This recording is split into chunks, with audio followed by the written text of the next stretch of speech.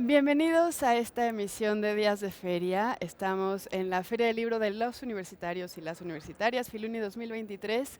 El invitado especial de este año es la Universidad de Texas en Austin. Y bueno, tenemos una oferta editorial maravillosa a editoriales universitarias de todo el mundo, de Latinoamérica, de todo México incluso. Así que los invitamos a que vengan. Estamos en el Centro de Exposiciones y Congresos de la UNAM, en Avenida del Imán, número 10. Hoy vamos a tener un programa padrísimo, la verdad. Vamos a estar conversando con Pere Ortín. Él es el creador del periodismo Dada, es uno de los invitados especiales de esta feria, dio una conferencia magistral. Y bueno, vamos a tener muchas cápsulas. Hoy, viernes 1 de septiembre, ya han pasado cosas muy interesantes en esta feria. Yo creo que lo más destacable quizá podría ser el performance de María Galindo, esta feminista bastarda, radical, subversiva, que ha inspirado tantas nuevas corrientes de pensamiento, de acción, tantos cuestionamientos a lo largo del mundo. Y bueno, también tuvimos el concierto de trombones de la Universidad de Texas en Austin y también el recital de poesía Encuentro Intergeneracional.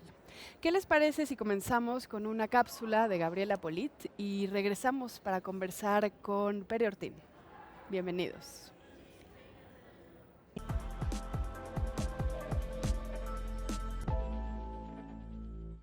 Hola, soy Gabriela Poli Dueñas, soy profesora del Departamento de Español y Portugués de la Universidad de Texas en Austin y estoy aquí porque escribí este libro que se llama Testigos no deseados, periodistas y conflicto en América Latina.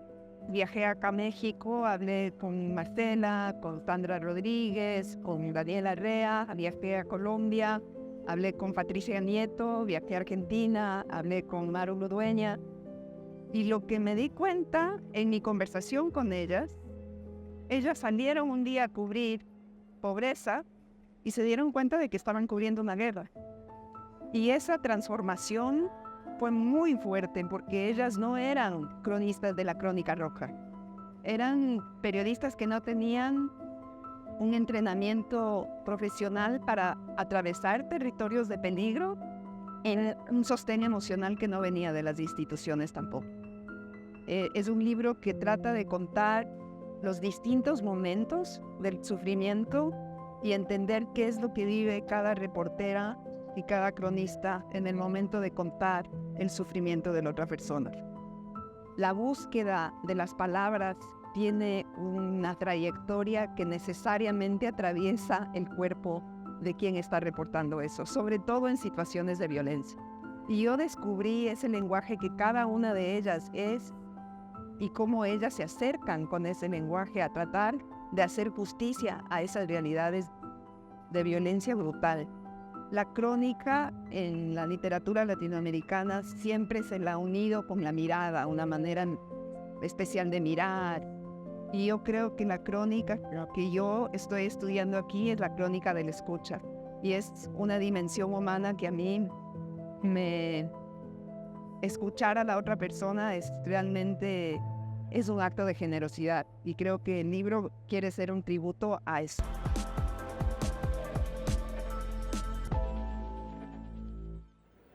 Lean la antología de Gabriela Polit, tiene periodistas mexicanas y argentinas muy importantes y está editado por la UNAM. Bueno, bienvenido Pere Ortín, ¿cómo estás? Bien hallada, ¿cómo estás? Muy bien, mucho gusto de conocerte. Igualmente, un placer. Encantado de estar otra vez en México, que es un poco mi casa, siento como mi casa.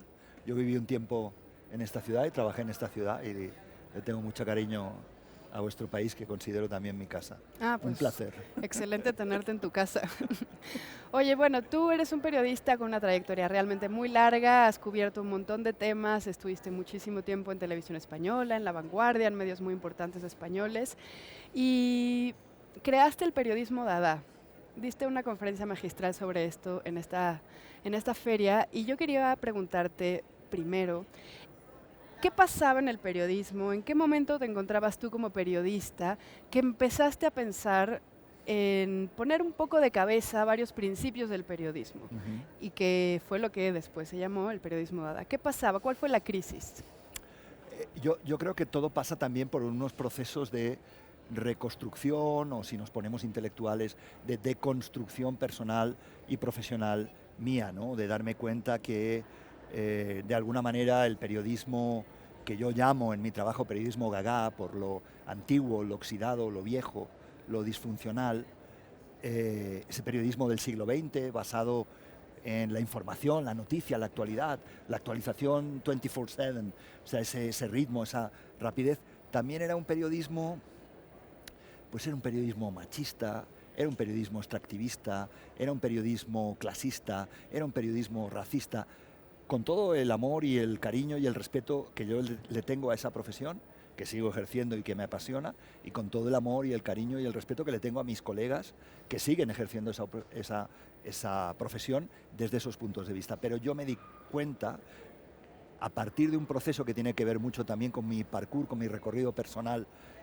África, para mí ha sido el contacto con artistas, con creadores, con literatos y literatas africanas ha sido para mí como no me quiero poner intenso, pero una especie de epifanía, ¿no? De darme cuenta pues que en mis discursos había muchas cosas que no funcionaban, en mis trabajos periodísticos había muchas cosas que no funcionaban y que de alguna manera no sabía bien cómo en ese momento, porque aún no había pensado en cómo llevarlo al periodismo dada, sí tenía que evolucionar por otros caminos, hacia otras prácticas, con otras ideas, con otros planteamientos, con otros formatos que me ayudaran a mí en la parte profesional y sobre todo también a reconstruirme en lo personal, ¿no?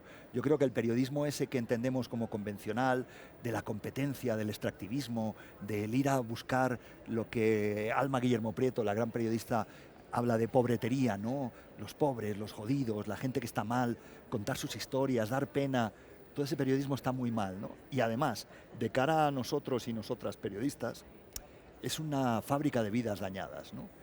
Y entroncando con una cosa que hablábamos antes, ligado con tu trabajo también y tal, todos los procesos de cuidado, de cariños, de respetos, no solo por el trabajo periodístico bien hecho, que es una función fundamental en nuestro trabajo, sino también por aquellas personas, aquellos otros seres humanos que tienen a bien contarnos sus historias y nos dejan participar de sus vidas, de sus realidades, para que nosotros las contemos como periodistas, ¿no?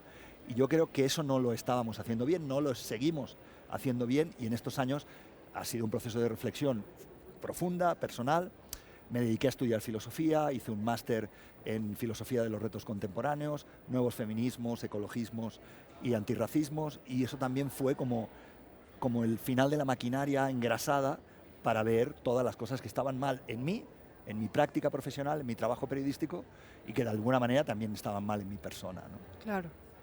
Qué interesante, me interesa muchísimo lo que dices sobre, por ejemplo, el extractivismo, porque yo de los problemas más grandes que encuentro es cómo no revictimizar, cómo proteger, cómo escuchar de veras y cómo dejar que las personas nos guíen hacia contar unas historias que además no son nuestras, ¿no?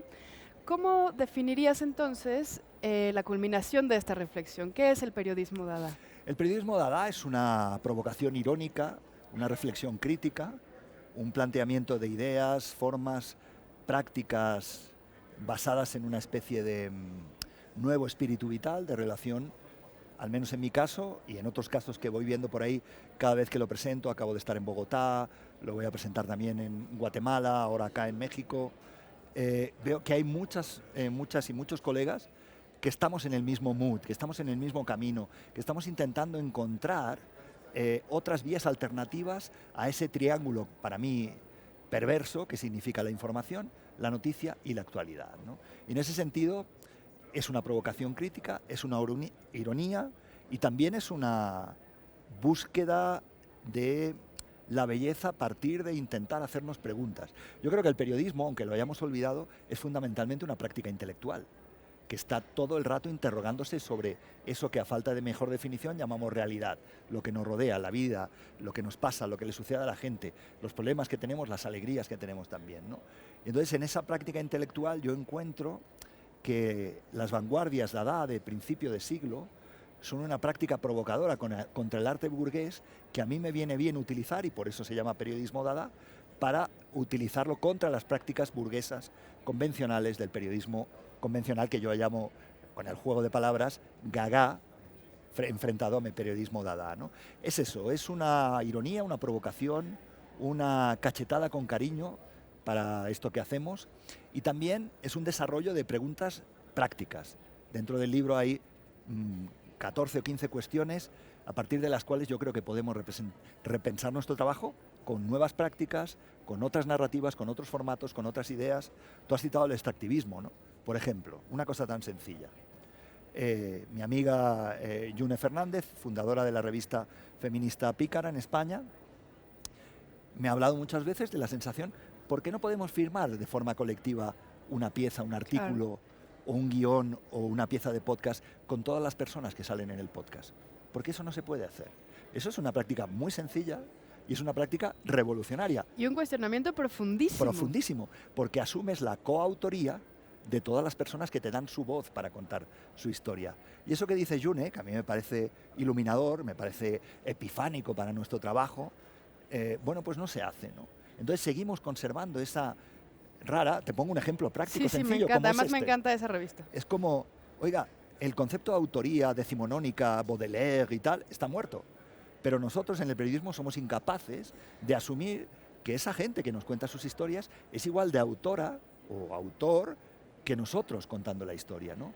Y ese sencillo hecho de poner su firma con sus nombres en la autoría de una pieza, por ejemplo, supone una revolución periodística. Totalmente. Pero no nos atrevemos. Y un gesto súper sencillo. O sea que a veces pues yo me pongo un poco más intenso y hablo del periodismo y tal, pero el periodismo Dada busca esos gestos, esas otras maneras. Hay una expresión en francés que a mí me gusta mucho, de pensar autrement, ¿no? Pensar de otra manera, ¿no? Y actuar también de otras maneras. Y sí se puede, hay otros periodismos posibles, se están haciendo, hay gente que borda periodismos, hay gente que hace teatro periodístico, hay gente que performea, hay gente que lo hace para WhatsApp, hay gente que tal. No es tan complicado, simplemente es tener la voluntad y el espíritu vital y profesional, y por supuesto también personal, de desarrollarlo. Noto también que en esta subversión, porque es bastante subversivo el periodismo Dada, hay una apuesta por la disolución del yo, quizá más con el colectivo. A ver, yo creo que ese viejo periodismo del lobo solitario, de la botella de whisky en el cajón de la redacción, de película de Hollywood, de gente que fuma cigarros en una redacción llena de humo y tal, eso es una farsa, eso no existe. Nadie hace periodismo desde la primera persona solo y exclusivamente ello. El periodismo necesita que alguien te cuente una historia, necesita interactuar con otros seres humanos. Nadie hace periodismo en solitario. Y esa vieja visión de yo le gané la nota, que dicen en México mis compañeras, ¿no? Le gané la nota. Pues no ganas nada, hermano, hermana. ¿No? ¿Qué sentido tiene ganar una nota? Eso se me hace como una manera de funcionar con los dogmas heredados del siglo XX que no entendemos cómo funciona el siglo XXI. Ya no hay nada individual y lo colectivo es la clave, y hablábamos también antes de entrar en la entrevista de los cuidados, de los respetos, de los cariños, de luchar contra esas prácticas extractivistas, clasistas, racistas, machistas. Todo eso está ahí en nuestros periodismos históricamente. Yo he sido educado pues, como un hombre machista, un hombre competitivo, un hombre que tiene que ganar la nota en su trabajo periodístico, pero al final del día eso jamás me sirvió para nada. Claro. Sí, lo pienso no solo porque la colectividad está haciendo una apuesta ética ahora muy fuerte en nuestros tiempos, por suerte, que desde luego no es nueva, sino ancestral y que estamos retomando y renovando, y que también se manifiesta en otras áreas que no solo son el periodismo, y que se manifieste también en el periodismo nos hace pensar que las notas que creamos o los podcasts o documentales que creamos los periodistas no solo son algo para ti, para tu currículum, sino que puede ser una herramienta para la persona que sale en el documental. Vamos a ir a una cápsula, Per, y vamos a ir a una cápsula de Tanya Huntington, que es una escritora, poeta, traductora también. Ella nació en Estados Unidos, pero vive en México hace muchos años, juega de local, da clases aquí. A mí me cae perfecto Tanya, así que quiero que la conozcan y vamos a esta cápsula.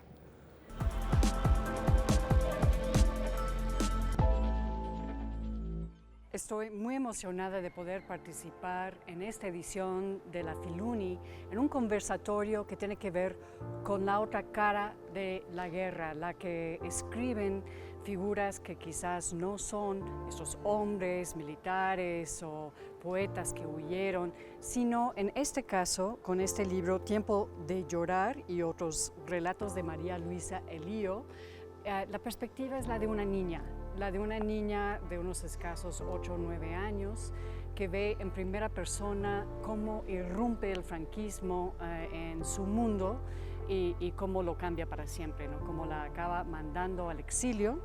El libro forma parte de esta increíble colección de la UNAM que se llama Vindictas, que trata de rescatar justamente títulos escritos por mujeres a lo largo de más o menos el siglo XX mexicano.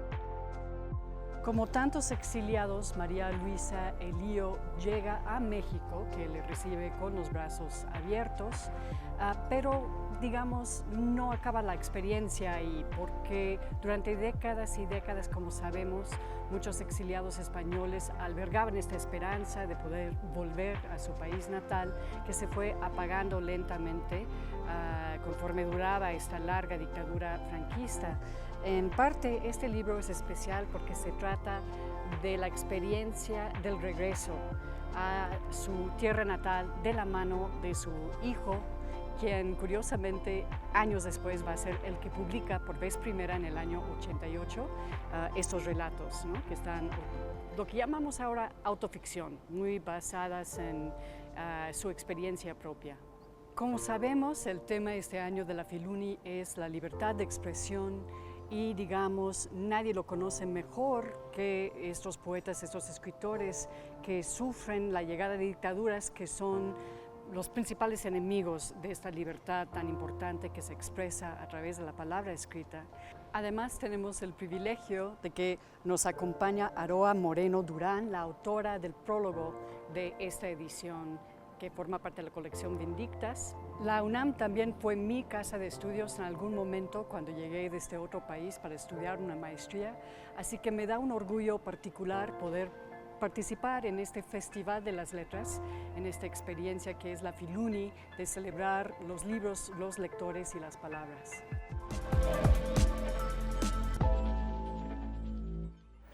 Estamos de regreso con Pere Ortín hablando del periodismo Dada. Estoy feliz de tener esta conversación. Creo que amo el periodismo Dada. No lo conocía antes, ahora me voy a adscribir a esta religión. Me decías que la clave para ti no es informar, sino entender. Esto es un cambio que pone realmente de cabeza el objetivo tradicional del periodismo ya añejo. Ese es el giro copernicano, ¿no? Ese es el cambio de pensar que la Tierra es el centro del universo a pensar que solo, bueno, giramos alrededor del Sol, ¿no? Entender es la misión fundamental que yo creo desde mi punto de vista y basada en mi experiencia de todos estos años de hacer periodismo convencional, tratar de entender y hacer entender, tratar de una cosa para mí fundamental y que no estamos consiguiendo, ser inspiradores para nuestras sociedades, ¿no? Ser que nuestro trabajo no sea solo para ganar premios periodísticos o para estar presente en ferias o para publicar libros periodísticos, no, eso es, pues son objetivos secundarios. Nuestro trabajo, creo yo, sinceramente, y es el espíritu del periodismo Dada, trata fundamentalmente de ser inspiradores para las personas que nos escuchan en un podcast, que nos leen en una revista, que nos miran en un documental, que nos miran en la web. Ser inspiradores, esa es la clave. Ser inspiradores para ser emancipadores. Que nuestros trabajos, nuestras historias, nuestros podcasts, películas, lo que hagamos, sean inspiradores para ser emancipadores. Que nuestra sociedad, que nuestra gente se emancipe con nuestro trabajo. No que siga a pies juntillas aquello que dice un líder político, aquello que dice un empresario, aquello que dice un futbolista, aquello... No, que se emancipen en su proceso de pensamiento crítico. Ser inspirador para ser emancipador, esa es la clave para mí. Hablabas de otras formas de narrar, de periodismo que se hace con bordados, con visuales. Sí. Desde luego el periodismo Dada está realmente muy intrincado con el arte, pero ¿cómo se enfrenta a esta industrialización del periodismo o a este periodismo basado en la cantidad y no en la calidad, basado en la información y no en la comprensión y en la compasión, ya no digamos solo comprensión? ¿Cómo te atrincheras en otras formas de narrar ante un universo absolutamente flojo, porque queremos que todos nos lo expliquen en TikTok en 10 segundos? Escuchar las historias de otros nos cuesta, queremos los balazos de los periódicos. ¿Cómo nos enfrentamos a eso? Yo creo que hay, al menos en mi caso, dos estrategias, ¿no? Una fundamental tiene que ver con la utilización de las herramientas de las artes contemporáneas para la construcción de periodismos sobre la realidad. A mí hay una expresión de nuevo francesa que me interesa mucho, que es ficción vraie, ficción verdadera. Yo creo que el objetivo fundamental es construir ficciones verdaderas. Y eso en la literatura está muy bien resuelto. Cito un nombre directo que pues más o menos puede ser conocido como Emmanuel Carrère. Trabaja una historia de la realidad y utiliza las herramientas de la literatura, de la ficción, para construir verdad. ¿Okay? Desde ese punto de vista, ¿por qué eso no se puede hacer con las artes en el periodismo? Sabemos todas que tenemos periodismo literario, que utiliza las armas de la literatura, la metonimia, la epanadiplosis, las figuras de la retórica, y escribís libros, los literatos, basados en hechos reales que nos llevan a otra comprensión de la realidad, incluso en muchas ocasiones más profunda y más verdadera que la propia narrativa convencional de la realidad. ¿Por qué eso no se puede hacer con las herramientas del arte? Mi pregunta es muy sencilla. ¿Alguien ha visto en la calle una metáfora? Las metáforas no existen en la vida, pero las utilizamos en nuestros periodismos escritos.